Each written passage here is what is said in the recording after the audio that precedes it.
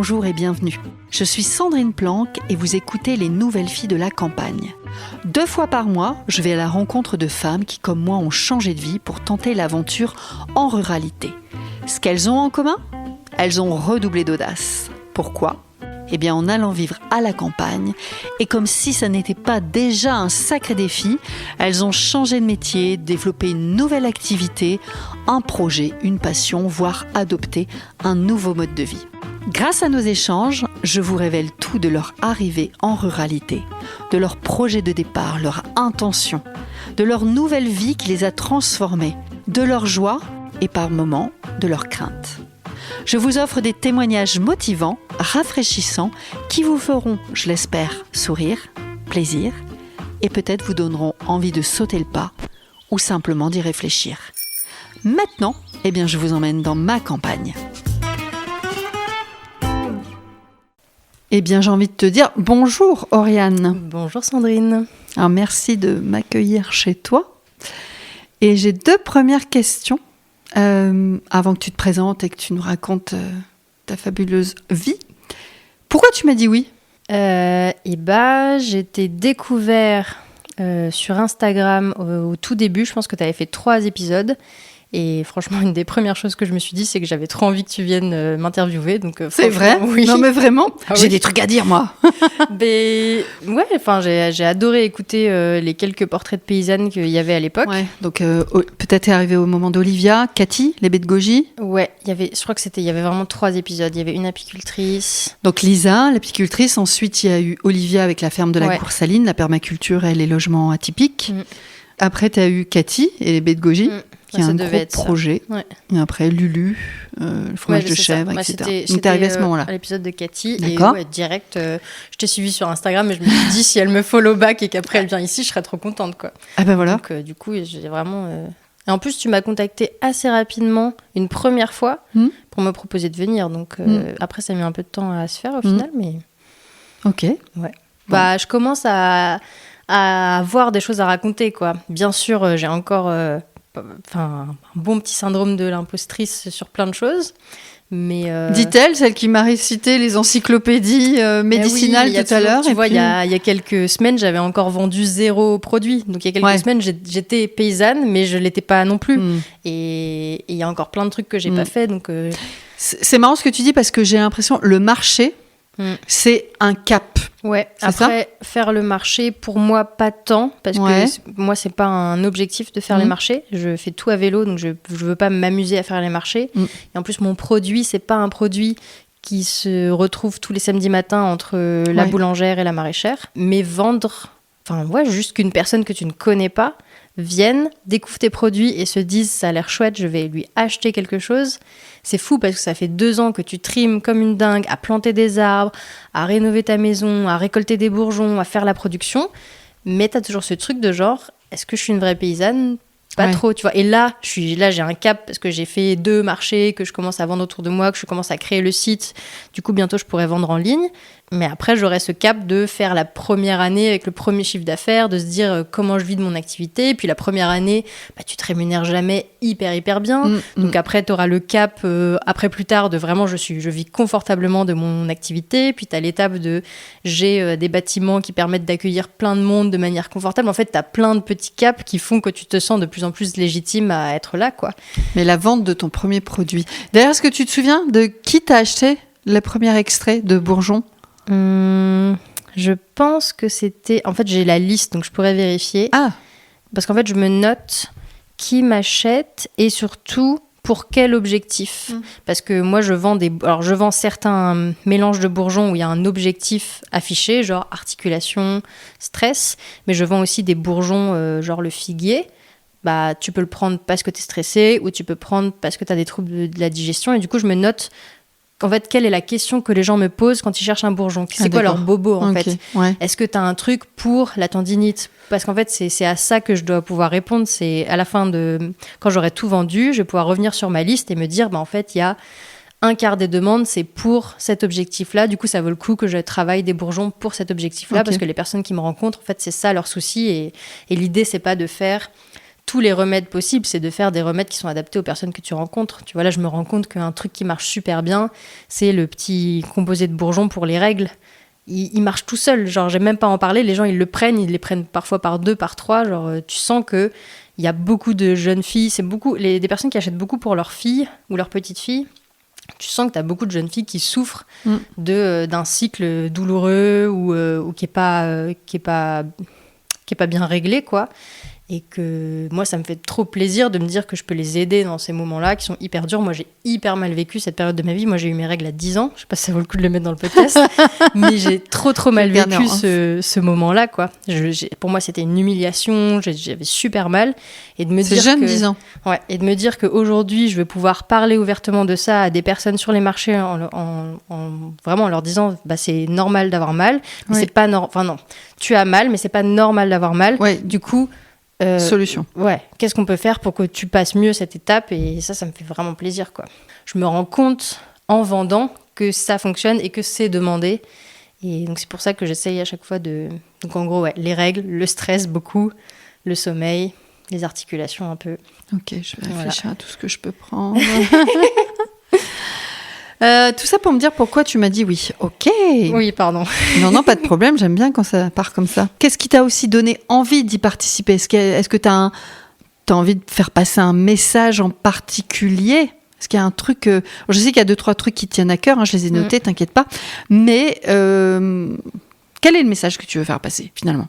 Je trouve ça hyper chouette de découvrir tous ces portraits de femmes qui se sont lancées. Et je pense pas avoir beaucoup plus, enfin tu vois, pas énormément plus de valeur ajoutée, juste un portrait de plus.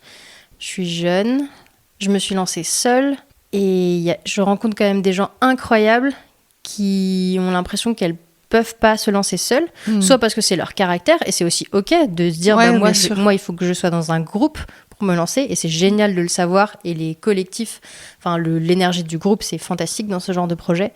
Mais des personnes qui auraient le tempérament pour se lancer seules et qui ne se lancent pas parce qu'elles ont l'impression que de par leur genre, potentiellement, elles n'y pourront pas y arriver, ça me rend ouf. Et j'ai juste envie de dire à ces personnes-là, mais allez-y, genre faites-vous confiance, c'est possible. Tellement d'activités où on a l'impression qu'on ne peut pas le faire ou qu'on peut moins bien le faire parce qu'on est une femme. Et c'est faux. Oui. Franchement, c'est 100% faux. Moi, j'ai déplacé des poutres de chêne de 4 mètres de long toute seule. J'ai déplacé des tas de sacs de 35 kilos de chaux toute seule. Et en fait, c'est pas une question de physique, c'est une question de tu réfléchis, comment fonctionne ton corps, c'est quoi tes forces, c'est quoi tes faiblesses, quels outils t'as à ta disposition pour ne pas te blesser. Et en fait, tu trouves les astuces et tu le fais. Et puis, parfois, il faut aussi juste s'entourer, quoi. Demander l'aide à une voisine. Et c'est pas forcément demander l'aide aux voisins costauds. Moi, ici, j'accueille plein de monde. Beaucoup de femmes, mais aussi des gars. Et les gars, ils n'ont pas plus de connaissances. Ils sont pas plus grands et pas plus musclés. Et juste, on fait parce qu'on est juste des humains qui faisons. Ensemble. Et du coup, s'il y a une personne qui écoute le podcast et qui se dit « Allez, je me lance parce qu'elle a réussi », franchement, trop contente. Ok. Maintenant, tu vas nous dire qui tu es. Oui. Non, alors très brièvement, présente-nous un petit peu d'où tu viens, qui tu es. Tu nous dis ce que tu as envie de dire sur qui tu es, d'où tu viens. Et puis, tiens, si on enchaîne un peu de parcours, là, tu nous le redis assez succinctement. Voilà, qui tu es, d'où tu viens. Ouais, voilà, okay. Brièvement. Tu nous dis ce que tu as envie de nous dire sur toi. Je pense que c'est la question la plus dure. Ouais, mais c'est pour ça qu'on va la faire maintenant. Du coup, je suis Oriane et je suis née en banlieue parisienne où j'ai passé une petite vingtaine d'années. J'ai fait des études de stylisme-modélisme. Je suis allée au bout de mes études. Après, je me suis rendu compte que j'étais pas du tout à ma place. J'ai travaillé dans un magasin de fruits et légumes en circuit court pour me payer un vélo. Et là, je suis partie en mars 2020 faire le truc le plus fou que j'ai fait de ma vie. Plus fou que d'acheter une ferme. Attention, écoutez bien. Je suis partie à vélo de banlieue parisienne et je suis allée jusqu'à Bangkok, 400 km au sud de Bangkok, en Thaïlande, à vélo. C'est le plus gros celui-là. Ouais. D'accord. C'est le troisième voyage à vélo. J'en avais fait 2 petits avant, un toute seule sur le Danube de Vienne à Belgrade et un avec ma petite sœur en Allemagne de Berlin à Munich. Et t'étais une adepte du vélo avant ça ? Ou directement je passais au mode grand voyage ? Mes parents, ils faisaient du vélo tous les dimanches, tu vois, dans la forêt de Clamart ou sur le long de la Seine. Donc on avait un peu cette petite culture du vélo le week-end, en loisir. Et je crois qu'une fois, on a dû faire 100 km de vélo en famille. Mais c'était même pas tant prévu, je crois qu'on est allé, je sais plus, c'était au Luxembourg, pas loin de chez mes grands-parents. On avait loué des vélos et l'idée c'était de faire une journée de vélo. On s'est trompé de chemin, qu'on a fini par faire 100 km. Et c'est un peu ce qui se rapprochait le plus d'un voyage à vélo, c'était cette expérience-là. Mais en fait, c'est juste, donc j'étais dans cette période de ma vie où je voulais faire plein de trucs que j'avais jamais fait pour découvrir ce dont j'étais capable. Et donc j'étais tombée sur un blog d'un gars qui avait fait Paris-Istanbul à vélo. Et vraiment, ça m'a frappée. Je me suis dit, quoi ? On peut voyager avec un vélo ? Mais je n'étais même pas au courant, alors que en fait, le monde... On m'avait pas dit. Mais oui, non, mais vraiment, j'étais choquée. Le monde de cyclotourisme, en fait, il y a énormément de gens qui voyagent à vélo, même qui font des trajets, des voyages de fous sur plusieurs années, qui font plusieurs fois le tour du monde à vélo. Trop inspirant. Mais moi, je découvre ça par ce gars. Et je me dis, génial. Je crois vraiment quelques semaines plus tard, j'ai fait mon premier voyage à vélo. Et de toutes les expériences que j'avais faites les précédentes années, donc faire du stop, faire de la randonnée ou tout simplement voyager seule, voyager à vélo, ça m'avait époustouflée. J'avais vraiment adoré. Je me sentais hyper autonome, hyper forte. Je crevais, je réparais mon vélo, j'allais dormir chez des inconnus tous les soirs, je faisais des rencontres incroyables, je faisais 900 km avec mes jambes, ça me paraissait fou quoi. Donc j'ai adoré, et c'est vraiment quand j'ai décidé à un moment de ma vie où du coup j'étais plus du tout bien, où je sentais qu'il fallait que je fasse quelque chose parce que j'étais incapable de dire qu'est-ce que j'allais faire comme métier, j'étais complètement paumée, je me sentais un peu oppressée par mes parents qui me demandaient sans cesse ce que j'allais faire de ma vie. Là, les études sont terminées à ce moment-là. Ouais. Les études sont terminées, j'ai fait mes 4 ans d'études, mon année de stage, et là, c'est le moment où tu dois postuler pour des jobs de styliste junior, et j'ai pas envie, quoi. Je postule, mais je suis pas bien, j'ai pas envie d'aller aux entretiens.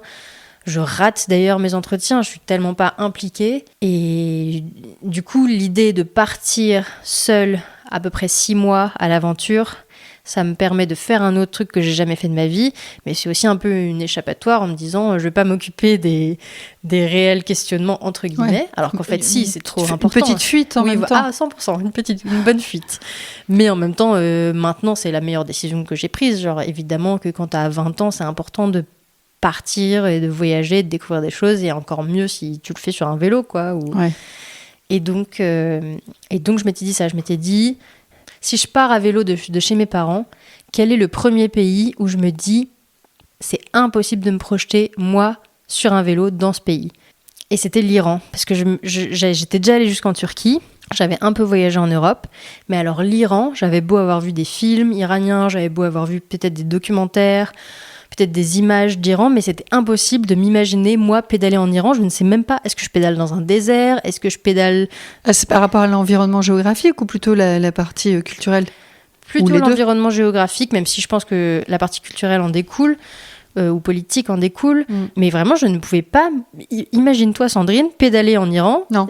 Je sais pas dans quoi je pédale. Voilà. Et du coup, je me suis dit, je vais aller là-bas, quoi. Et j'ai vu Paris-Téhéran. Je suis tombée sur le blog d'un gars qui avait fait ça en 5 mois. Je me suis dit, parfait, 5 mois, je vais faire Paris-Téhéran à vélo. En mars 2019, je pars. Et une fois arrivée à Téhéran, 5 mois plus tard, pas du tout envie de rentrer. Pas du tout. J'ai beau avoir été 5 mois à réfléchir sur mon vélo, j'ai pas assez réfléchi pour savoir ce que je vais faire de ma vie. Je décide de continuer. Prolonges. Ouais, je prolonge. Ça va m'amener... Alors, il y a plein d'étapes différentes de ce voyage, avec plein d'envies de destinations différentes. Une fois entrée en Thaïlande, un vrai projet de rentrer à vélo chez moi. Et après, c'était le début du Covid. Mars 2020, je me retrouve à 400 km au sud de Bangkok. Il faut que je franchisse la frontière avec la Malaisie dans une dizaine de jours, mais en fait elle ferme dans 48 heures. Je suis bloquée quoi. Donc là, il faut prendre la décision en 24 heures de est-ce que je reste, est-ce que je rentre. Est-ce que je suis bloquée là-bas ou est-ce que je prends un avion et je rentre vite ? Ouais. Et en plus, c'était pendant ce voyage-là que je me suis dit je ne prendrai plus l'avion, parce que c'était un questionnement que j'avais depuis 2018 où je commençais à vraiment y réfléchir. Et en fait, pendant ce voyage-là, j'ai rencontré des gens bien plus jeunes que moi qui avaient depuis bien longtemps décidé de plus prendre l'avion. Je me suis dit, si eux, ils ont pris cette décision, moi qui ai tellement eu d'opportunités de voyager dans ma vie, franchement, je peux, quoi. Donc je décide de ne plus prendre l'avion et je prends l'avion pour rentrer en Europe. C'est ton dernier avion ? C'était ton dernier avion ? Ouais, bien sûr, ouais. Je fais en 13 heures, ce que j'ai mis 1 an à faire à vélo, quoi. Ça, c'était un peu dur. Heureusement, le premier vol que j'ai pris, c'était pas pour la France. Le premier vol qui était disponible avec le moins d'escales possible, le moins cher, c'était pour l'Allemagne. Et du coup, je vais me confiner pendant 2 mois chez un cycliste que j'ai rencontré en chemin. Et du coup, ça me fait un bon sas de décompression. Avant de rentrer à la maison. Avant de rentrer, surtout chez les parents. Je passe 2 mois. Déjà, il faut que j'attende mon vélo parce que j'ai envoyé mon vélo par cargo jusqu'en Allemagne. Je passe 2 mois, c'est confinement, mais en Allemagne, là où je suis, c'est assez tranquille. Donc, je vais dans la forêt. Je pars avec une scie et une hache. Je n'ai jamais fait ça de ma vie. C'est la transition, ça ? C'est la transition. Hache, forêt, c'est là que... Ah, non. Avant de partir... Alors attends, c'est vrai que je fais tout dans le mauvais sens. Mais avant de partir, je voulais déjà m'installer dans le Limousin. Ah oui, j'avais déjà l'appel du Limousin. Tout de suite. Ok.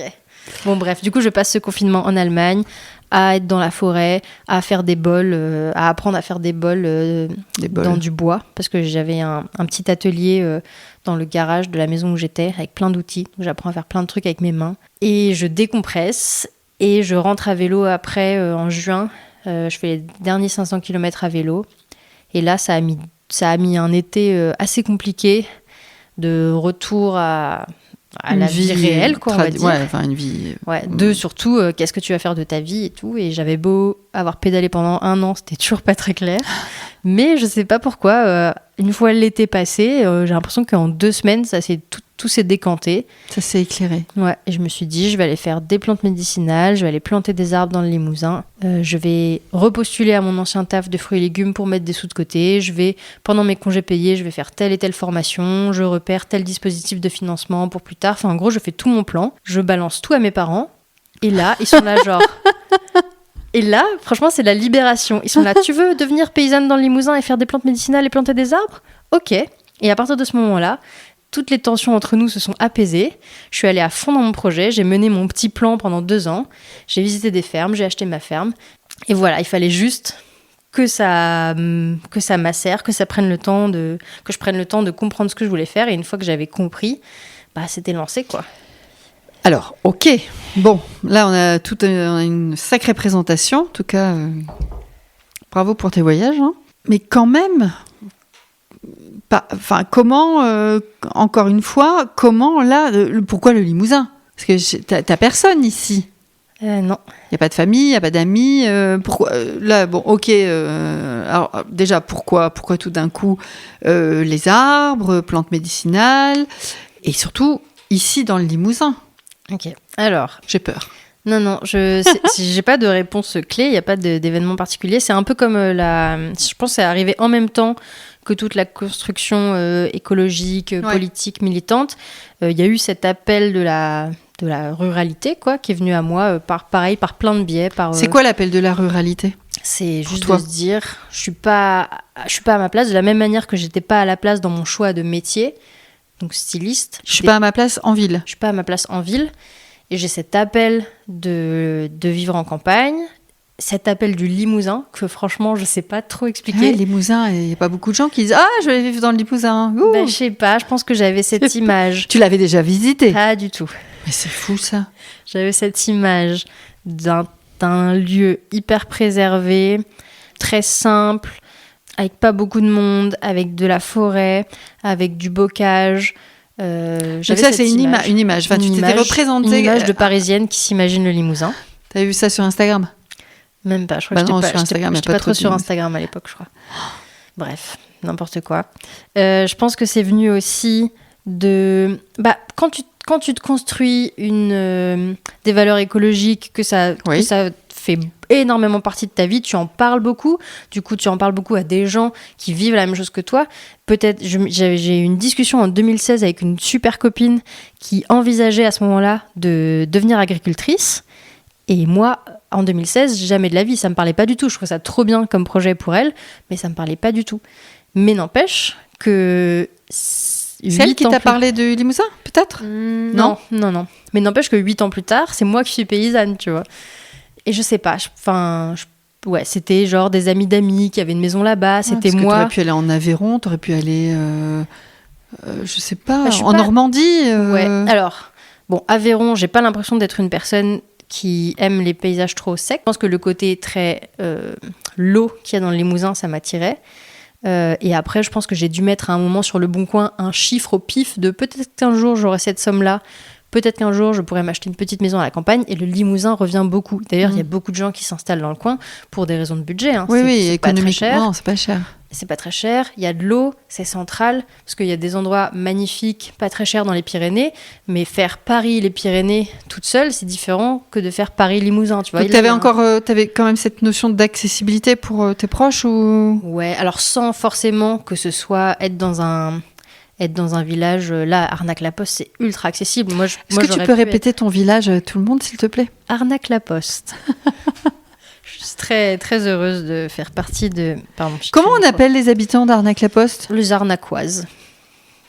Voilà, ça fait partie des communes au nom burlesque. C'est la grande fierté de ce village. D'accord, tu connais l'histoire d'Arnac-la-Poste ? Oui. C'était un village qui s'appelait Arnac, puisque du coup, si je dis pas de bêtises, on est encore dans l'Occitanie. Du coup, il y a beaucoup de noms en AC, Parnac, Arnac, Chaillac. Et du coup, il y a d'autres villages qui s'appelaient Arnac. Et du coup, pour le différencier, on lui a rajouté le suffixe la poste, notamment parce qu'à un moment, il y a eu la création d'un relais de poste à Arnac-la-Poste. Et c'était, je crois, un haut lieu de passage et du coup, une grande fierté. Donc, Arnac-la-Poste. Très bien. Je t'ai fait divaguer, mais on était en train, de parler de la place centrale ou pas de ce spot. Ça aurait pu être un coin beaucoup plus paumé que du Limousin qu'ici. D'ailleurs, c'est un peu le truc où s'il y avait un truc quand j'ai visité cette ferme où je me suis dit c'est pas tout à fait comme dans mon imagination, c'est que j'imaginais un lieu encore un peu plus sauvage, une partie du Limousin encore plus sauvage. Ah ouais. Je m'attendais à prendre le train jusqu'à Brive-la-Gaillarde, à prendre un TER, à faire 30 km de vélo pour arriver chez moi. Au final, Arnac-la-Poste, on peut prendre un Blablacar et on y est en 3h15. On peut prendre un train jusqu'à la Souterraine et faire 1 heure du vélo. On est à la ferme, donc c'est quand même très accessible. Moi, je m'attendais pas à trouver un lieu aussi bien desservi. Enfin, attention, ça reste la ruralité et tout faire à vélo, c'est pas forcément évident. Il y a desservi pour toi et desservi pour les autres. Voilà, évidemment. Mais, tu vois, j'ai des potes qui ont des projets dans les Pyrénées ou des potes de potes, et bah, c'est un beaucoup plus gros engagement de trouver un moment pour aller dans les Pyrénées plutôt que de trouver un moment pour aller à Arnac-la-Poste. Il y a beaucoup de gens qui passent par Arnac-la-Poste tous les jours, n'importe quoi, qui passent par Arnac-la-Poste parfois. Je dis n'importe quoi. Ouais, c'est the place to be. Non, mais tu vois, au début, j'avais à peu près la moitié des personnes qui venaient me voir. C'est juste parce qu'ils faisaient la route de Paris à Toulouse ou qui remontaient vers Paris. Ouais, c'est sur le... Donc, j'avais beaucoup de gens qui venaient juste déjeuner avec moi, voir la ferme et qui repartaient, quoi. Ça, c'est rigolo. Est-ce que tu peux décrire d'ailleurs ton environnement pour que les gens s'imaginent à quoi ça ressemble ici ? Donc l'habitation, puisque là on est au milieu de la ferme, et les alentours, ça ressemble à quoi ? Ouais. C'est une petite ferme de 3,5 hectares. Donc il y a un grand corps de bâtiment, un corps de bâtiment tout en longueur avec une maison, 2 granges, un appentis et des petites annexes, donc tout d'un seul tenant. Derrière les bâtiments, il y a 2,5 hectares de terrain avec une grande mare. Et de l'autre côté d'une petite route qui se termine en impasse chez mes voisins, il y a 1 hectare de terrain. Et donc c'est de la prairie avec des belles haies, des grands chênes, quelques frênes, et après une haie de sureau, cornouiller, aubépine, prunellier, etc. On est dans un hameau de 3 personnes avec 66% d'anglais, puisqu'il y a moi et mes 2 voisins anglais qui sont adorables. Mon hameau est collé à un autre hameau. Oui, c'est vraiment proche. Hein. Ouais, on pourrait croire que c'est un seul. Ah oui, moi je pensais que c'était un seul. Mais non, nous sommes 3 à l'âge du lac. Et donc le hameau d'à côté, il y a 11 personnes. Donc oui, j'ai des voisins. Ça me plaît bien parce que d'un côté, je peux passer la journée sans voir personne si j'en ai envie. Et de l'autre côté, si j'ai besoin de piquer un marteau ou d'aller faire une partie de Rumicube avec ma voisine, tu peux. Je marche 1 minute et je suis chez elle, quoi. Est-ce que tu as une bonne raison ou plusieurs raisons ou motivations pour justement quitter la ville pour la campagne ? Bah, je m'y sentais vraiment plus du tout bien, quoi. Je pense que heureusement que je me suis mise à faire du vélo en ville, parce que même prendre un métro, genre ça m'angoissait. Alors que t'es jeune, tu vois, c'est ça aussi qui m'impressionne. t'es hyper jeune. Est-ce que c'est un truc de vieux d'être angoissé par le métro ? Non, mais de se dire, tu vois, moi, Ok. Cette migration vers la campagne, c'est pour ça que je trouve ton parcours incroyable. Et parce qu'on pourrait, en tout cas, on pourrait imaginer les idées reçues, tu vois, les clichés, etc., qu'effectivement, les gens qui aujourd'hui opèrent un changement de vie, ils ont tous au-delà de 40 ans. Et c'est pas le cas. En fait, ça suscite ma curiosité de savoir, mais parce que peut-être que quand on est jeune comme ça, on a envie d'avoir du mouvement, d'avoir de la vitesse, d'avoir du bruit, d'avoir du son, de découvrir 1 milliard de choses, etc. Mais certainement que je me trompe. Ok, alors attends, parce que du coup, il y a plein de réponses qui me sont venues dans la tête pendant que tu parlais. Déjà, je pense que le fait que j'ai grandi en banlieue, donc dans des villes, j'envie les gens qui ont grandi à la campagne. Moi, j'ai appris à découvrir le nom des arbres à 25 ans. Quand je rencontre des gens qui me racontent leur enfance à la campagne, je les envie énormément, quoi. Donc, je pense que ça aide. Je vois pas mal de jeunes qui ont grandi à Limoges ou qui ont grandi pas loin d'ici, et à 18 ans, ils filent en banlieue parisienne, et ça me paraît fou, mais c'est normal. Eux, ils se sont potentiellement super ennuyés à la campagne, je sais pas, ils ont ce désir à 18, 20 ans de ce que tu dis, quoi, de la ville, du bruit, de l'effervescence. Et moi, j'ai envie de connaître ce que eux, ils ont connu quand ils étaient petits. Après, moi, j'ai beaucoup découvert, j'ai eu beaucoup d'effervescence par mes voyages. J'ai l'impression d'avoir fait des trucs de fou. J'ai pas l'impression de louper des choses en étant ici. À la limite, je pense que à un moment dans ma vie, j'aurais envie de repartir faire un immense voyage à vélo parce que j'en aurais envie, mais ça, je me l'autorise. D'ailleurs, j'y réfléchis un peu, tu vois, à me dire peut-être que tous les 10 ou 15 ans, je peux me dire, allez, je laisse les clés de la ferme à une personne pendant 1 an ou 2 et je repars à l'aventure. Donc il y a ça. L'aventure, moi, je l'ai beaucoup eue il y a quelques années. Et la troisième chose, je pense que c'est juste ma personnalité, même si j'ai l'impression, comme je l'avais dit, d'avoir découvert l'adulte que je devenais entre mes 20 et mes 25 ans, quoi. Mais en fait, j'ai découvert que moi, ma passion, c'est jouer au Rumicube en buvant une tisane et en faisant des jeux de société et en papotant, et que voir un arbre grandir, ça m'émerveille, quoi. Donc, j'ai l'impression d'être tellement plus utile et tellement plus à ma place ici qu'il n'y a pas beaucoup plus de motivation que juste c'était évident, quoi. C'était ma place, c'était là, quoi. Et les amis que tu avais dans ton ancienne vie, comment ils perçoivent ça ? Eh bah, hyper bien. Je pense que les personnes qui le perçoivent pas bien ou qui trouveraient ça bizarre, en fait, on n'est pas forcément trop en contact. Du coup, je crois que j'ai eu aucun avis étonné ou négatif sur ce que je fais. 0. Est-ce que tu as eu des « Ah, moi, je pourrais pas » J'ai eu des « Ah, moi, je pourrais pas faire ça seule ». Mais non, j'ai l'impression qu'il y a quand même beaucoup de mes amis qui viennent ici qui déjà, ils sont trop contents de venir. Bon, peut-être un peu moins au début quand la maison était en travaux et qui gelait à l'intérieur. Mais j'ai quand même beaucoup de personnes qui, j'ai l'impression, repartent inspirées, repartent motivées. Enfin, non, en général, les gens, ils sont trop contents de venir me voir, quoi. Okay. Et moi, je suis trop contente quand ils viennent. Tout à l'heure, tu nous as parlé du Limousin. Voilà, dans ton rêve, c'était le Limousin. Ok. Ouais. D'ailleurs, moi-même, tu vois, en disant ça, finalement, je juge un peu le fait qu'on se dise pourquoi le Limousin ? Comme si le Limousin, c'était pas bien. C'est juste que c'est pas bien connu. C'est comme Limoges, en fait. Moi, j'ai découvert Limoges en arrivant en Dordogne. Et je trouve que c'est une jolie ville. Enfin, quand t'es au cœur du centre historique, etc. C'est très joli. C'est très mignon. Mais voilà, il y a une réputation sur la ville qui est pas cool, quoi. Moi, j'avais l'inverse. Enfin, pas forcément à propos de Limoges, mais moi, le Limousin, ça me faisait rêver, quoi. Mais c'est ce que j'ai dit tout à l'heure. Mais oui, non, mais... Trop chelou. Mais non, franchement, t'imagines... J'étais la première personne qui me dit ça. Sérieux ? Mais non, mais je sais pas, moi, c'était tout ce dont je fantasmais en vivant à Paris, quoi. C'est des paysages de bocage, des forêts, de l'eau, du calme. Moi, mais oui, peut-être que j'ai l'impression que tout le monde a cette image du Limousin, alors que c'est que moi. Mais non, moi, c'était le paradis pour moi ici.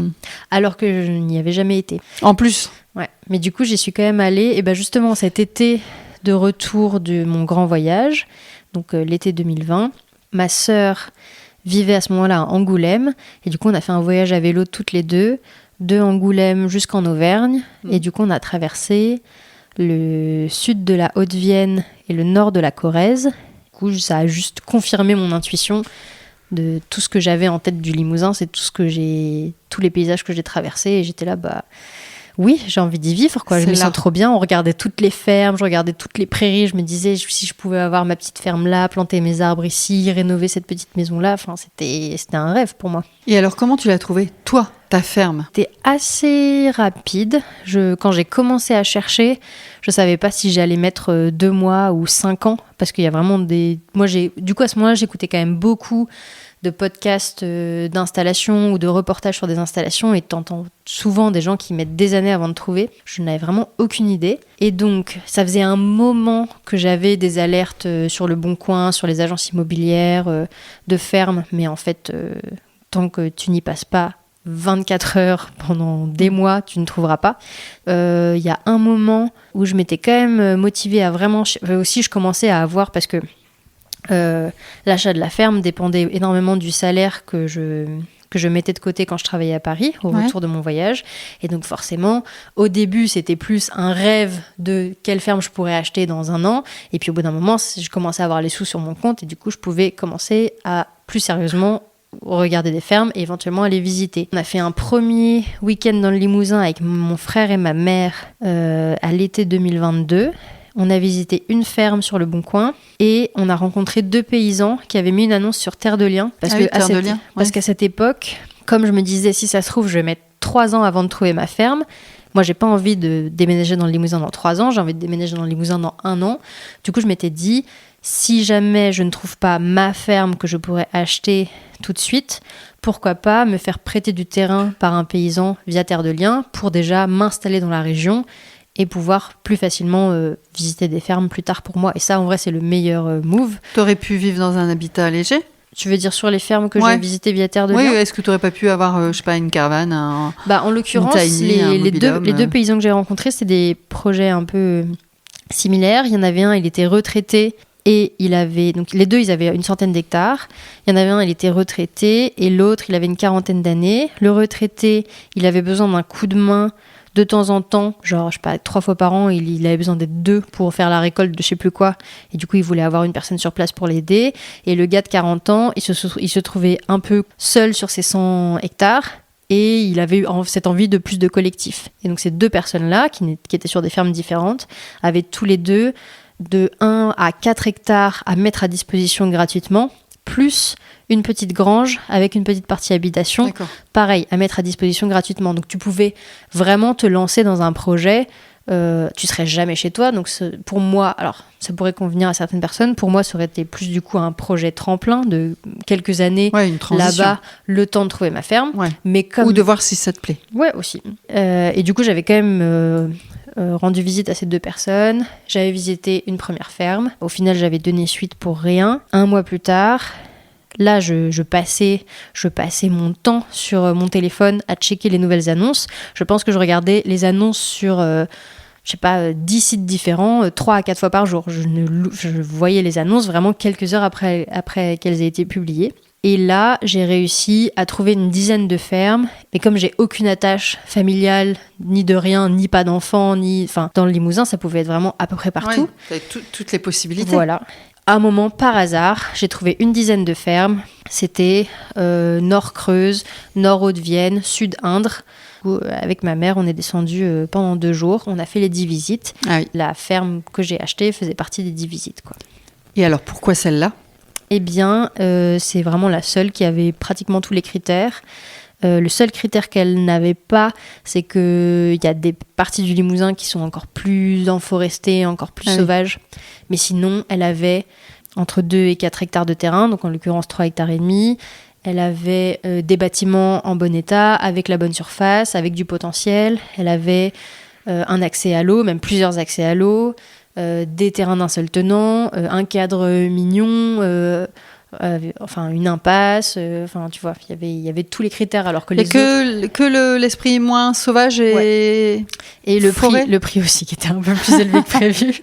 Ah oui. Ouais. Ok. Ouais, les autres fermes que j'avais visitées, il y avait souvent un seul hectare de terrain, il y avait souvent un puits qui peut-être donne de l'eau, mais on ne sait pas parce qu'il est cassé, ou il y avait des terrains ultra morcelés, ou alors une maison inhabitée depuis 40 ans, où là, tu as vraiment des énormes travaux à faire, ou, je sais pas, une grande route qui passe devant la ferme. Enfin, là, ici, il y avait tout, quoi. Ouais, et surtout, quand on a fait la visite, qu'on est passé, qu'on a fait le tour de la mare, il y avait un super soleil, il y avait tous les arbres qui étaient... Enfin, j'étais trop bien. Je me suis sentie chez moi, quoi. La ferme, elle s'appelle la ferme des Sœurs. J'ai bien envie que tu nous expliques pourquoi tu as appelé cet endroit la ferme des Sœurs, parce que déjà, je trouve ça trop mignon. Pourquoi ? Ouais. Eh bien, ça s'est passé à la signature du compromis de vente. On était à la table à laquelle nous sommes assises maintenant, mais dans une pièce beaucoup plus petite, parce que là, j'ai un peu cassé des murs, mais c'était une cuisine pas immense. Et à cette table, on était, je crois, 9 personnes. Donc, il y avait 5 sœurs, puisqu'en fait, la maison, je l'ai achetée à une dame qui avait 5 filles. Et donc, cette dame était en EHPAD quand j'ai acheté la maison. Du coup, je ne l'ai jamais rencontrée, mais j'ai rencontré les 5 sœurs de 50 à 75 ans, avec une énergie de dingue, qui papotent énormément, enfin, très, très vivant, quoi, très, très chouette. Donc, les 5 sœurs, il y avait moi, il y avait ma sœur qui était venue à l'occasion, puisque je lui fais énormément confiance et son avis compte beaucoup, donc ça me rassurait énormément qu'elle soit là, parce que c'était quand même...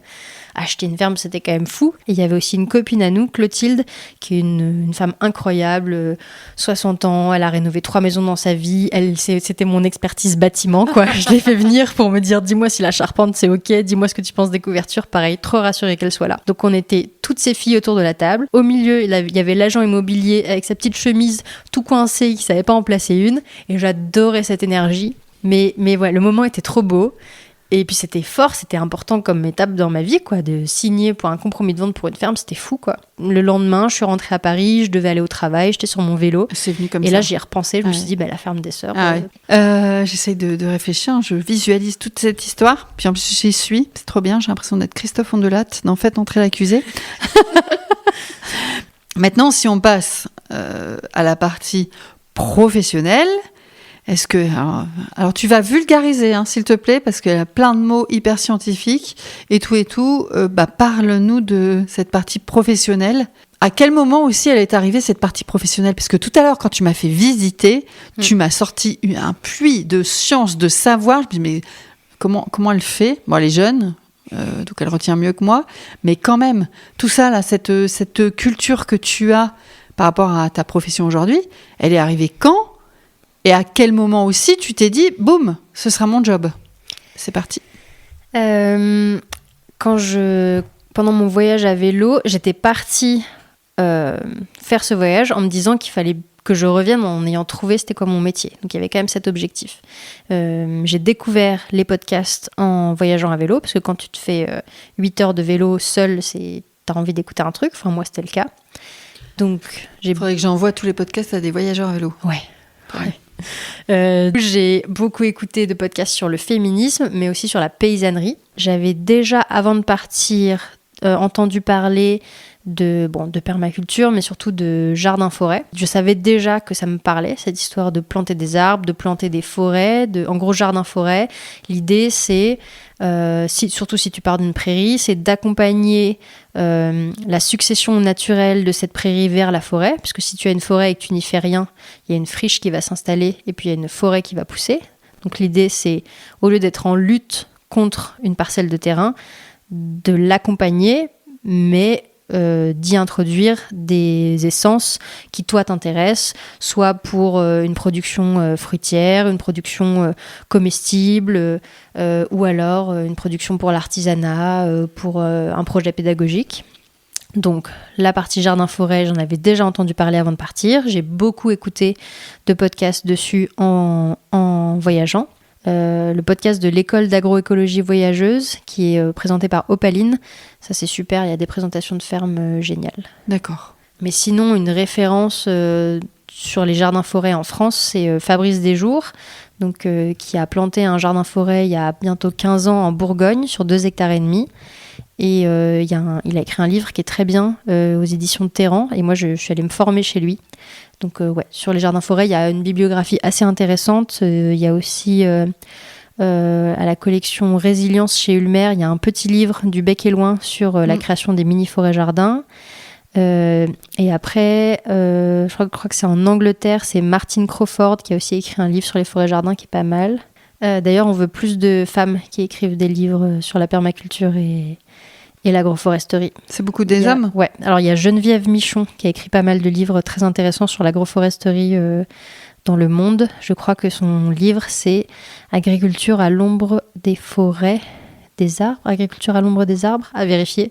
Elle a fait la préface du livre de Fabrice Desjours. Ok. Mais ouais, de manière générale, on veut plus de femmes qui écrivent sur la permaculture, sur la paysannerie. Eh ben, moi, je te propose que tu commences à écrire dès demain.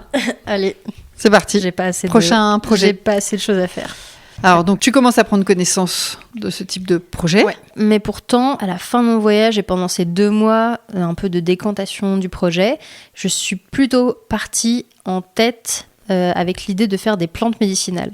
Donc, pendant longtemps, mon projet, ça a été de faire... La PAM. Ouais, PPAM, de la tisane, des baumes, voilà, un peu transformation très variée.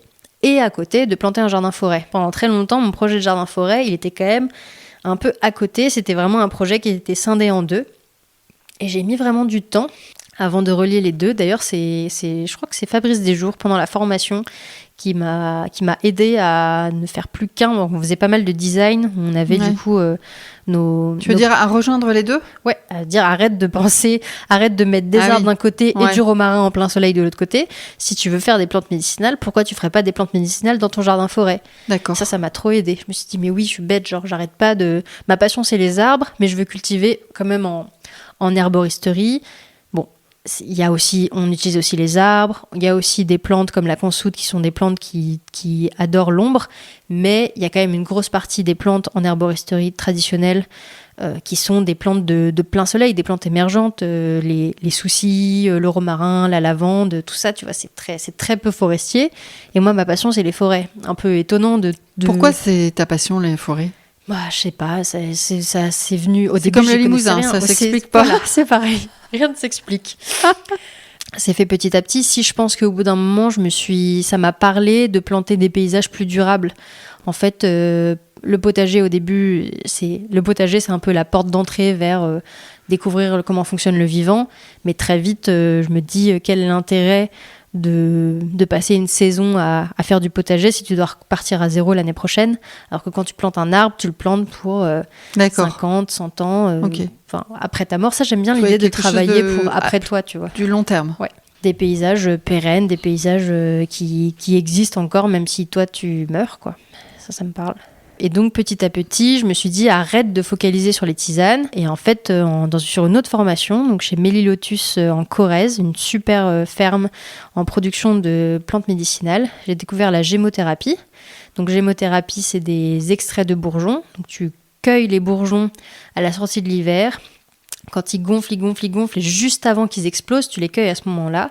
Et tu prends l'extrait, c'est ça ? Ouais, en gros, tu les fais macérer dans un mélange d'eau, d'alcool et traditionnellement de glycérine. Mais il y a beaucoup de producteuristes qui vont remplacer la glycérine par du miel pour pouvoir travailler avec les ingrédients les plus locaux possibles, voire même produits sur la ferme. Moi, je fais... Toi, tu mets ça ? Bien sûr. Pour l'instant, j'achète le miel à un producteur de miel qui a un tout petit rucher à côté de ces plantes médicinales, à une 20aine de kilomètres de chez moi. D'accord. L'idée à terme, si j'y arrive, c'est d'avoir un petit rucher sur la ferme et d'avoir le miel produit sur la ferme pour la gémothérapie. Eau, alcool et miel. Tu mets les bourgeons à macérer dedans. Alcool, miel, d'accord. Ouais. Tu mets les bourgeons. Après, tu laisses macérer pendant 3 semaines jusqu'à 40 jours. Et tous les jours, tu prends ton bocal et tu viens le dynamiser. Du coup, dynamiser un bocal, c'est Le secouer. Ouais, le secouer en lui apportant un mouvement. En faisant des 8. Je sais pas, elle fait des 8 avec ses bras là. En gros, l'idée, c'est que pendant tout le moment de la macération, tes solvants continuent d'extraire toute l'information qu'il y a dans le bourgeon. Tu vois, ton macérat de bourgeon, c'est un truc vivant. Tu veux pas le laisser stagner pendant 3 semaines Donc, ou un mois. C'est comme si tu le faisais vivre. Tu l'actives. Exactement. Du coup, tu fais ça pendant 3 semaines à 40 jours. Après, tu viens... C'est beaucoup, quand même. Ouais, surtout quand t'as une quarantaine de bocaux qui pèsent chacun 1 kilo, tu le sens dans les bras. C'est ça, les muscles. Oui, c'est ça. Faut pas que... et après, tu viens filtrer ton macérat. Donc, tu récupères juste le solvant qui a capté toutes les molécules du bourgeon. Donc, En fait, le plus liquide va partir. Ouais. Toi, tu vas garder la matière la plus... La galette de bourgeon, il y a plus la rien. Galette. Ouais, en fait, quand tu la presses, on dirait un petit steak après de bourgeon. T'as des trucs comme ça à me montrer ou pas? Est-ce que j'ai pris des photos? Ouais, tu me montreras plus tard. Mais en gros, nous, on garde le liquide. La galette de bourgeon, tu la compostes après. Puisque toute l'information du bourgeon a été extraite par tes 3 solvants dans le liquide. En fait, c'est pour ça qu'on utilise 3 solvants. C'est comme, tu vois, si tu fais une tisane ou une alcoolature, tu vas pas extraire les mêmes molécules parce que l'eau chaude ne va pas capter la même chose que l'alcool. Là, du coup, on a ces 3 solvants parce que chaque solvant va capter des molécules différentes du bourgeon. Là, en fait, tu enlèves le solide et le liquide. Tu gardes le liquide. D'accord, donc le solide, ce que tu mets dans les flacons, c'est l'extrait de bourgeon. On dit aussi macérat mère de bourgeon. Et après, tu le mets dans des petits flacons de 30 ml avec un compte-gouttes, un peu comme les huiles essentielles. Et après, ça se prend sous forme de cure de 3 semaines. Tu mets 15 gouttes dans un verre d'eau le matin. Et ça soigne une très grande diversité de choses. Mais surtout, moi, ce qui m'appelle dans la gémothérapie, c'est qu'on travaille avec les arbres. Et en fait, j'ai enfin pu me libérer de cette dualité entre d'un côté mes plantes médicinales de plein soleil et de l'autre côté ma forêt. En fait, je fais mes produits de soins dans ma forêt, puisque je travaille que avec les arbres. Voilà. Ça fait le pont. Donc, je produis de la gémothérapie, donc des extraits de bourgeons. Ça, c'est ma production. C'est la première année que je produis. Je commence à vendre. Vous pouvez aller voir sur lafermedesseurs.fr et vous pouvez désormais acheter les flacons de gémothérapie, donc les extraits de bourgeons, sur Internet. Donc, soit je vous les envoie, soit sinon vous pouvez passer à la ferme les récupérer. Donc ça, c'est mon activité de production cette année. Et sinon, sur 2,5 hectares, donc je plante un jardin-forêt à visée nourricière et pédagogique, donc pour accueillir plein d'événements. C'est déjà le cas à la ferme. On fait des fêtes des plantes, on fait des chantiers de plantation collective, des ateliers vannerie. J'apprends aux gens à greffer, on fait plein de choses. L'idée, c'est de faire vivre le lieu. Ouais. Et sur l'hectare, sur la parcelle d'en face, je développe de l'agroforesterie syntropique. Donc c'est une technique d'agroforesterie qui travaille sur 3 piliers. Donc la construction des plantations dans l'espace. Donc on travaille avec des strates pour que toutes les strates de végétaux soient remplies. Ensuite, on travaille avec la succession dans le temps. Donc, quand on plante une ligne en agroforesterie syntropique, on plante tout ce qui va exister dans le système de la première année à dans 300 ans. Oui, je vais planter mes cassis et mes abricotiers pour avoir une production de fruits, mais je vais aussi semer mes noyers et mes chênes pour qu'une fois que mes productions fruitières sont arrivées au bout de leur vie, qu'il y ait aussi une forêt qui lui succède. Et le 3e pilier de la syntropie, c'est la perturbation, c'est imiter la dynamique de fonctionnement du vivant. Et en gros, 70 à 80% de ce que je plante, quand je fais une plantation en agriculture syntropique, c'est des plantes qui sont destinées à être taillées très fréquemment. Donc on choisit des plantes que plus on taille, plus elles poussent, plus on taille, plus elles poussent. Et quand on vient faire une perturbation en agriculture syntropique, on essaye de faire ça la veille d'un jour où il pleut. Du coup, on vient tailler à ras. C'est pour ça que tu as choisi le Limousin. J'avais pas encore découvert la syntropie à ce moment-là. Mais en gros, on taille d'un coup, comme si on était un gros troupeau de vaches qui venait brouter notre parcelle pour faire une perturbation. On veut faire un petit choc au système pour le lancer dans une nouvelle dynamique de création de vivants. On vient tailler à ras tout ce qui adore être taillé. On apporte énormément de matière au sol, puisque tout ce qu'on taille, on le met au sol. Tu le laisses par terre, ouais. On a une grande entrée de lumière sur le système, puisque tout d'un coup, on a tout ouvert. Le lendemain, il pleut, gros apport d'eau, et toutes les plantes qui ont été taillées, elles vont émettre une hormone qui s'appelle la gibéréline, qui donne l'information à la plante qu'il faut qu'elle repousse vite, parce qu'elle vient de se faire couper la tête. Et comme elle est sympa et qu'on en a taillé énormément, elle va aussi filer l'information qu'il faut que ça pousse à notre pommier. Aux copines à côté. Voilà, même si on n'a pas taillé notre pommier à ras, parce que nous, on veut des pommes, et ben lui aussi, il va avoir ce petit boom de croissance qu'on appelle le saut du chat en agriculture syntropique. Je pense que tu peux écrire un livre. Il y a déjà un super livre d'Anaëlle Terry qui est édité chez Terre Vivante et qui s'appelle Bienvenue en Saint-Tropez, si vous voulez un peu comprendre, débroussailler cette forme d'agriculture hyper passionnante, je vous le recommande. Est-ce qu'il faut être vraiment déjà... Enfin, c'est un peu con cette question que je vais te poser, mais... Est-ce que c'est complexe à lire ce genre d'ouvrage pour quelqu'un qui est complètement... qui n'y connaît pas grand-chose, on va dire?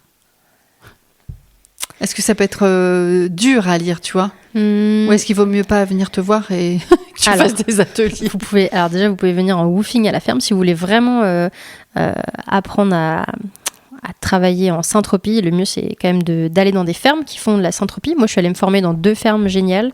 La ferme des Mawagites dans le Gers, où j'ai fait ma première formation en agriculture syntropique. Et après, je suis allée me former chez Anaëlle Terry, donc l'autrice du livre dont j'ai parlé, en Dordogne. Et donc ça, c'est la clé pour faire un bond énorme en compréhension, mais peu importe le sujet. En fait, ma formation c'est chez Fabrice Desjours sur les jardins-forêts, mes 2 formations d'agriculture syntropique, mes formations en gémothérapie, en production de plantes médicinales, c'est vraiment le fait de passer 5 jours sur une ferme, au cœur de l'action. C'est ça qui nous fait progresser de fou. Donc c'est pas mal de lire en amont, de regarder quelques vidéos en amont pour essayer d'avoir des mots-clés, par exemple. Rien que le fait d'arriver dans une ferme avec le vocabulaire, ça aide. Bien. Mais après, il faut aller vivre les choses. Donc, il faut faire du woofing, il faut aller se former. Ça, c'est génial, quoi. Il y a un truc qui est important à préciser. Donc, tout ça, et je sais que c'est important pour toi, toute seule. Toute seule. Oui, tout ça toute seule. Oui. Et ben en fait, quand j'étais prête à me lancer, c'est-à-dire quand j'avais la motivation, l'énergie, l'envie et les sous, en fait, j'étais la seule personne autour de moi qui avait ce projet-là. Est-ce que tu aurais pu le faire en collectif ? Si j'avais à ce moment-là été portée par une envie de collectif avec des copines, oui, je l'aurais fait en collectif, je pense. Mais en fait, c'est un peu le hasard qui a fait que j'avais envie de le faire, j'étais prête et j'avais pas besoin d'être accompagnée d'une autre personne pour me lancer. Donc je l'ai fait. Au final, je pense que c'était plutôt une bonne décision parce que ça correspond aussi pas mal à mon tempérament. Je suis franchement fière d'avoir fait ça seule. J'ai pas fait ça 100% seule. Il y a énormément de copines et de copains qui sont venus m'aider. Oui. Donc il y a en vrai, je suis trop contente, tu vois, de voir tel mur de la maison et de me dire, ça, je l'ai fait avec Jeanne, telle construction, de me dire que ça, on l'a construit avec Flore. Enfin, ça, c'est génial. J'adore ça. Mais je suis aussi super fière de ne pas avoir eu peur et de m'être lancée. Et ça ne veut pas dire que je n'ai pas paniqué plein de moments, qu'il n'y a pas plein de moments où je me suis dit je n'y arriverai jamais. Si, j'ai paniqué plein de fois, mais je suis encore plus fière de l'avoir fait et d'avoir surmonté toutes les petites peurs qui étaient sur mon passage. Et ouais, si on pense qu'on peut se lancer seul, il faut le faire, peu importe son genre, peu importe son âge, peu importe son passé. Genre, moi, je suis arrivée ici, je n'avais jamais utilisé de perceuse. Aujourd'hui, j'ai fait une dalle à la chaux toute seule. Maintenant, je vais me mettre à apprendre l'électricité. J'ai eu un aperçu de comment... Tout ça, c'est la partie autoconstruction ? Ouais. La partie agricole, j'avais moins peur parce que j'avais quand même beaucoup travaillé avant. En woofing, en formation... Beaucoup de lectures, beaucoup de premières expérimentations. Du coup, j'avais assez confiance en moi sur la partie agricole. C'est plutôt la partie bâtiment. Ouais, ça pour le coup, c'était même pas prévu que je rénove une maison, donc voilà. Et puis la partie administrative, ça c'était aussi une grosse découverte. Et ça a suscité beaucoup de stress et de panique et d'anxiété chez moi. Mais voilà, maintenant j'ai plus peur quand je fais ma TVA, donc à chaque fois c'est une nouvelle étape de gagner. Et donc se lancer seul, c'est possible si on en a envie, si ça correspond à notre personnalité, il faut le faire. Il ne faut pas avoir peur si on peut ne pas avoir peur. À certaines, j'ai posé la question, est-ce qu'il y avait un bon moment, selon elles, pour changer de territoire, changer de vie, changer de métier, changer de mode de vie ? Non, je pense qu'on le sait. Moi, c'est sûr que ça a été particulièrement facile parce qu'au-delà du fait d'être prête et d'en avoir très envie, j'avais pas d'enfant, j'étais pas en couple, j'avais pas d'endettement. Enfin, franchement, tous les feux étaient ouverts pour me lancer, quoi. Donc, moi, je suis peut-être particulièrement privilégiée et c'est peut-être des décisions qui sont beaucoup plus dures à prendre pour d'autres personnes. Ouais, quand il y a une famille tout autour, tu veux dire ? Plein de choses, quoi, qui peuvent être des freins. Mais non, je pense que si on le sent, et que surtout si on sent qu'on n'est pas à sa place, il faut pas y rester, quoi. Si on peut, si on a le privilège de ne pas y rester. Mais bon, c'est un point de vue de personne très privilégiée, évidemment. Je me suis noté comment ton nouveau mode de vie, comment ça influence ton quotidien. Qu'est-ce qui a changé ? Est-ce que tu as des choses concrètes ? Après, il y a la différence toute simple de être chef d'entreprise versus être salarié. Ouais, ça déjà. C'est sûr que tu vois, j'ai créé mon entreprise en septembre, donc il y a 9 mois. Là, c'est ma première année de production, donc j'ai pas encore trouvé ce bon équilibre entre à quel moment je travaille, à quel moment je ne travaille pas. Et ça, c'est évident qu'il va falloir que je le fasse rapidement ou à un moment donné. Ça change beaucoup. Du coup, ça entraîne pas mal de culpabilité, tu vois, de je ne travaille pas aujourd'hui. En fait, j'ai du mal à me dire aujourd'hui, voire aujourd'hui et demain, c'est pas productif. Je ne travaille pas. Mais surtout parce qu'en fait, ce que j'ai tendance à faire, c'est me réveiller. Je sens que ça va être une petite journée, mais j'y vais quand même.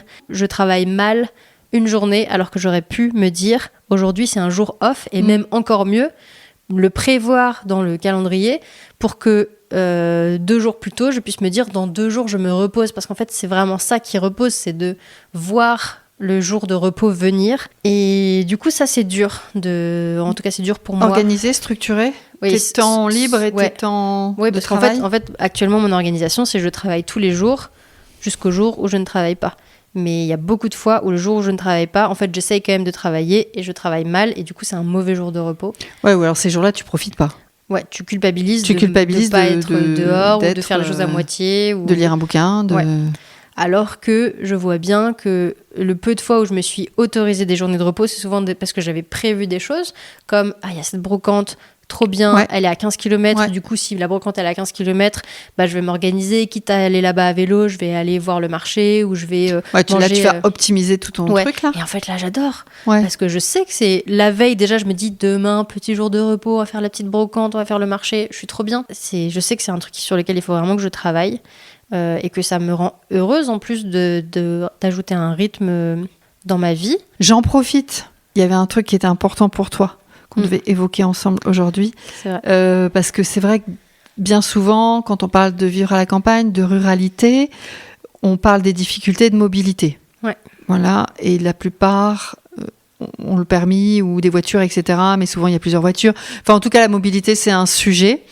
Et toi, tu avais envie de prendre la parole là-dessus parce que tu es sur un autre modèle. Tu peux nous expliquer ? Enfin, on a un petit peu compris, mais vas-y. Ouais, ça fait partie du projet depuis le début. C'est de m'installer... Ah, c'est une volonté. Ah oui, 100%. C'est de m'installer à la campagne sans voiture et à vélo. Et du coup, de tout faire à vélo. Et mon retour d'expérience, c'est que ça marche et que si vous avez un projet d'installation à la campagne et que vous vous dites que ça rime forcément avec le fait parfois même d'acheter une voiture, parce que si on est sur un projet néo-rural d'une personne qui habite en ville sans voiture, il y a souvent ce réflexe de se dire, et même souvent parfois les gens sont pas forcément très heureuses de faire ce choix, de se dire je vais m'installer à la campagne, génial, mais du coup il faut que j'ai une voiture. Voilà. Et en fait c'est possible, en tout cas pour moi ça l'a été et je suis super heureuse de ce choix.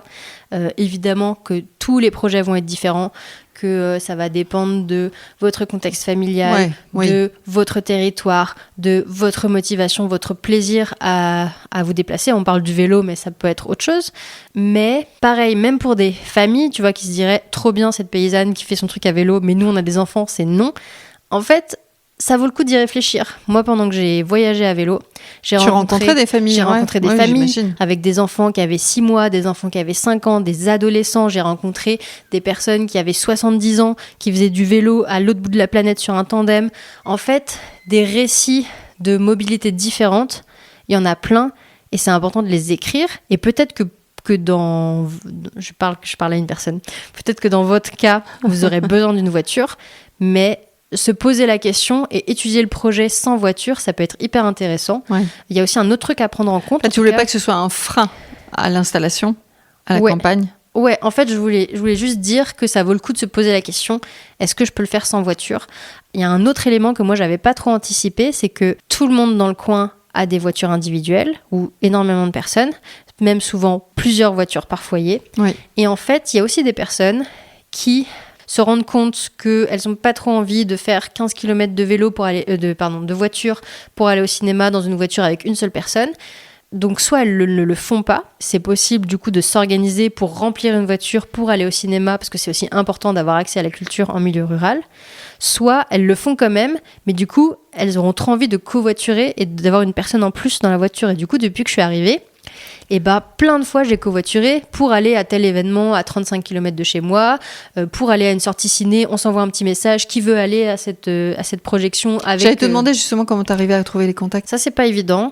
C'est vrai, en fait, je crois que ce qui m'aide le plus, c'est l'association que j'ai rejoint depuis septembre. Ouais. Du coup, c'est une association locale qui travaille à la protection des forêts locales. Et en fait, là, ça m'a permis d'avoir un petit noyau d'une quinzaine de personnes avec des valeurs similaires, plus un noyau plus grand d'une centaine de personnes adhérentes à l'association. Et du coup, on discute sur Slack, en gros, sur un réseau de communication. Et en fait, c'est vraiment ça. T'as un petit canal je cherche, je donne. Moi, j'ai dit je dois faire 3 allers-retours à la déchetterie pour vider ma grange. Est-ce qu'une personne avec un véhicule pourrait venir m'aider ? En contrepartie, je peux filer un coup de main sur un truc, vous rémunérer l'essence. J'ai proposé des trucs. Et du coup, là, il y a 2 maraîchers qui sont venus m'aider à vider la grange. On a fait 3 allers-retours à la déchetterie. Ça a pris une matinée. Et dans quelques semaines, je vais aller les aider plusieurs jours à faire une récolte où ils ont besoin de main-d'œuvre. Et du coup, on fait un troc comme ça. Il y a une personne qui va dire je vais à l'arboretum qui est à 35 km la semaine prochaine. J'ai 3 places dans ma voiture, qui veut venir. Ouais. C'est bien aussi dans ce sens-là de pouvoir ouvrir. En fait. Moi, je repère un événement, je dis ça a l'air trop cool, qui y va ?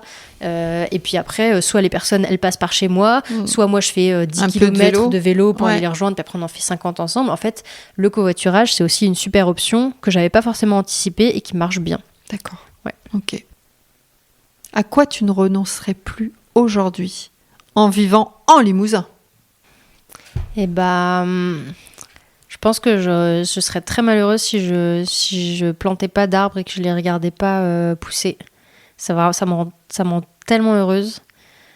Ouais, si j'avais pas un petit bout de terrain pour voir des arbres pousser, ça me rendrait trop triste, quoi. D'accord. Ok. Donc la nature, elle joue un énorme rôle dans ta nouvelle vie. Le vivant, très important. Ta décision de changement de vie, avec le recul.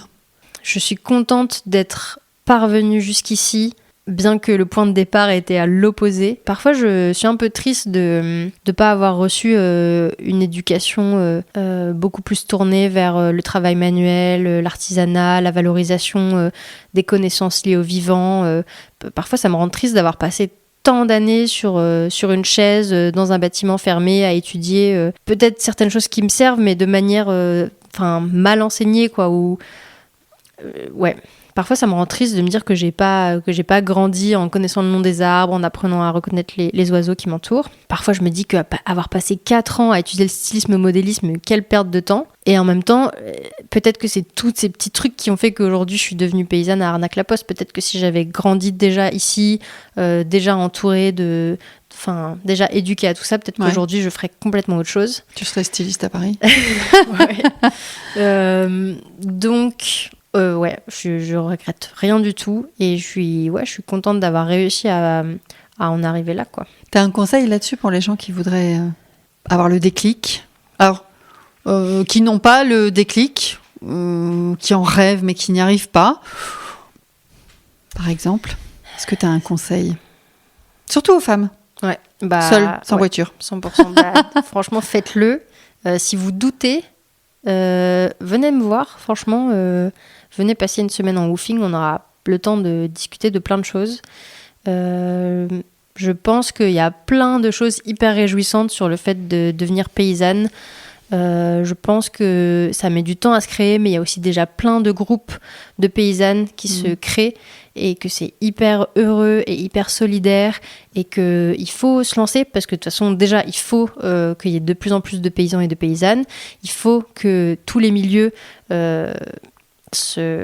s'exemptent du patriarcat, mais surtout que la paysannerie, que les femmes s'emparent de la paysannerie, c'est génial. Du coup, il faut se lancer. Et si vous avez un doute, franchement, venez me voir. C'est la ferme des sœurs sur Woofing. Je serais trop contente qu'on discute. Et ouais, du coup, c'est un peu un non-conseil, mais foncez, quoi. N'ayez pas trop peur. Et ne réfléchissez pas trop parce que de toute manière, il y aura des étapes flippantes. Moi, je crois que je me suis un peu lancée sans trop réfléchir.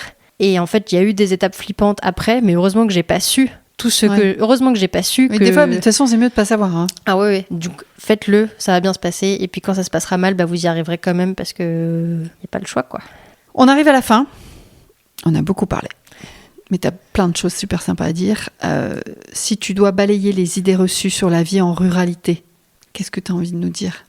Qu'est-ce que tu as envie de dire à tous ces gens qui ont plein d'idées reçues, de clichés sur la vie à la campagne Tu te fais chier, les gens sont pas cultivés, il se passe rien, t'as pas de vie sociale, etc. etc.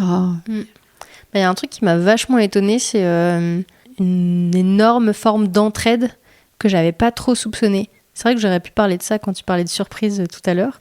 Mais c'est pas grave, t'en parles maintenant. Quand je suis arrivée, je me suis rendu compte que si j'avais une question, si j'avais une problématique, en fait, la réponse, elle arrivait direct. Si j'avais besoin de quelque chose, il suffisait de juste le demander et les gens te donnent très facilement, avec plaisir. Et ça, je trouve ça rend hyper heureux de se dire que quand on manque d'un truc, il suffit d'aller toquer chez le voisin ou la voisine. Et j'ai hâte de pouvoir rendre l'appareil et de pouvoir donner et redonner tout ce qu'on m'a donné. Et ouais, une énorme forme d'entraide incroyable depuis que je suis arrivée. Et ça fait trop du bien. Ouais. Quoi. Ça, c'est clair. Ça, c'est indéniable. La richesse, elle est là. Hein. Elle n'est pas dans ton porte-monnaie. Clairement. Elle est là. Une autre femme, après toi, à ce micro. Ouais. Ah ah. Facile. J'en ai déjà parlé en plus. C'est Jocelyne. Du coup, on était salariés dans la même entreprise à Paris. D'accord. Le magasin de fruits et légumes. Ouais. Et elle a changé de vie aussi, Jocelyne. Et en fait, elle a fait son installation agricole une année avant moi. D'ailleurs, elle est pas très loin de chez toi. Elle est en Dordogne. Elle est où? Cuneige. Ça s'appelle Au Rouge Verger. Mais je pense non. Que vous suivez. Ah, mais oui. Ok. Mais oui. Et trop bien. En fait, déjà, c'est trop bien parce que c'est un peu mon relais. Enfin, c'est-à-dire que quand je fais une nouvelle étape, genre faire ma déclaration TVA, pour la première fois, je sais qu'elle l'a fait une année plus tôt. Du coup, on s'envoie des petits messages. Comment on fait ça? Du coup, c'est ma mentor sur les questions administratives. Et d'ailleurs, je suis contente parce que je commence à devenir la mentor d'autres personnes. Donc ça, c'est cool. Et ouais, elle a un super projet. Donc ça, c'est trop bien. C'est aussi une super histoire de femme, puisque du coup, elle avait un projet d'installation seule. Mais en fait, elle a rencontré son associée, donc, qui est une femme, au BPREA. Du coup, elles ont monté un projet toutes les deux. Et je trouve ça trop cool que juste par une amitié dans un BPREA, elle se soit lancée à deux femmes. Enfin, voilà. Elle est dans ma liste. Hein. Ok. Si tu devais recommander ce podcast à quelqu'un, qu'est-ce que tu pourrais lui dire ? Ce serait quoi quand tu files le petit cadeau, là, tu dis quoi? Non, ça fait trop du bien d'entendre des femmes avec des parcours incroyables, ça donne trop de force, ça donne envie de les rencontrer. D'ailleurs, il y en a pas mal que j'ai suivis sur Instagram, on s'est envoyé des petits messages. Ça donne grave envie de se faire plein de copines. Et je vois qu'après vous suivez parce que je vois les noms sur les comptes. Je dis tiens, maintenant je connais. Bien sûr.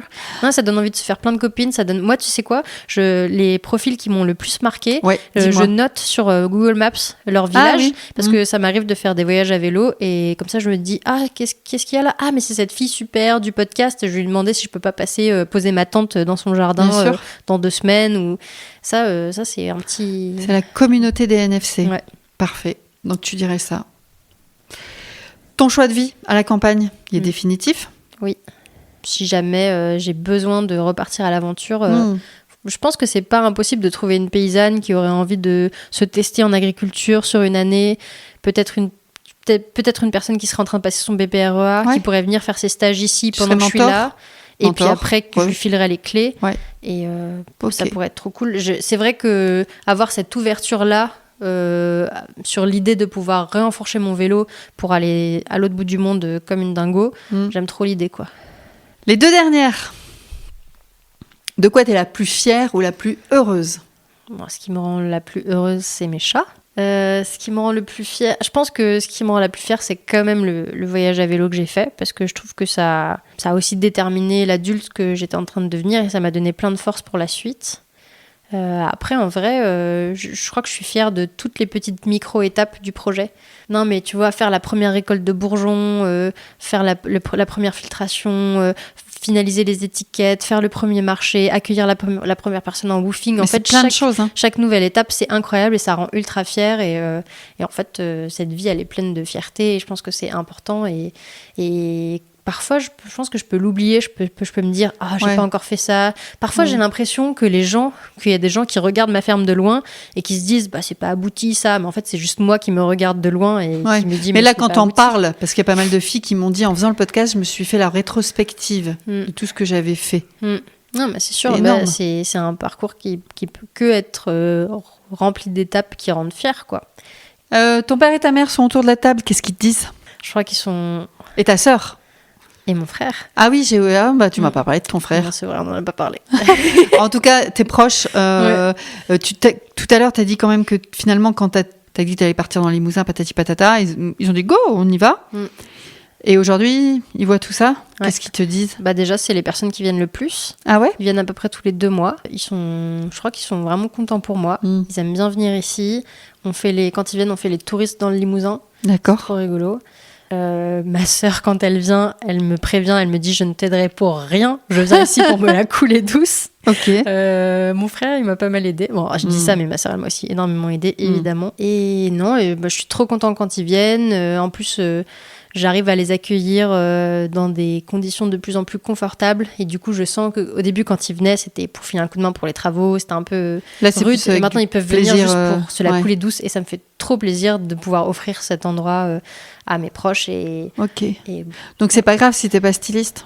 Non, que je sois heureuse. Je crois que c'est ça aussi. C'est que t'aies trouvé ta place ? En fait, moi, j'ai grandi et j'ai évolué. Mais eux aussi ont énormément changé, évolué ces dernières années. Et du coup, je pense que c'est évident pour eux maintenant que le plus important, c'est que leurs enfants soient heureux et pas que leurs enfants réussissent quand on est d'un point de vue économique, quoi. Genre que le plus important, c'est qu'on soit bien, quoi. On clôture avec ça ? C'est pas mal comme phrase. Allez. On clôture avec ça ? Merci Oriane. Merci Sandrine. Maintenant, on va aller boire un coup. Non, je rigole. Merci pour votre écoute, merci d'être resté jusqu'au bout de notre échange et si vous voulez continuer à m'encourager et surtout à faire connaître le podcast, eh bien vous pouvez mettre 5 étoiles et un commentaire sympathique sur Apple Podcast et Spotify. Surtout, vous n'oubliez pas de vous abonner à la chaîne de podcast pour être notifié des nouveaux épisodes. Et si vous voulez faire partie de la communauté des nouvelles filles de la campagne, eh bien abonnez-vous à la newsletter. Alors soit vous m'écrivez sur les nouvelles filles de la campagne @gmail.com, tout attaché en minuscules, ou vous me contactez sur les réseaux sociaux des nouvelles filles de la campagne, Instagram et Facebook. Je vous dévoile les coulisses des nouvelles filles de la campagne, des tips, des astuces, des sujets, la sortie des nouveaux épisodes et plein d'autres surprises. Alors un grand merci et je vous dis à bientôt. Ciao!